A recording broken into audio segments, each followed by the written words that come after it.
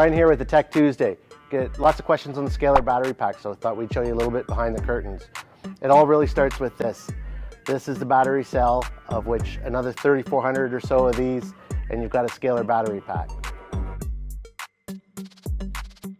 The individual cells are assembled into modules. So these modules contain 144 of those batteries that you saw earlier. So those individual cells get assembled into battery modules. Here's an example of 4 modules for the Scalar pack.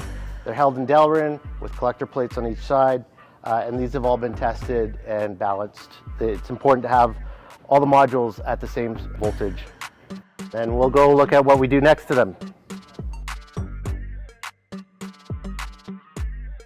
After the cells are assembled into modules, those modules are actually filled with a very special EV-specific fireproof foam. So what this foam does is if there's a thermal runaway event of one cell, it stops it from propagating to adjacent cells. What's a thermal runaway event, you might ask?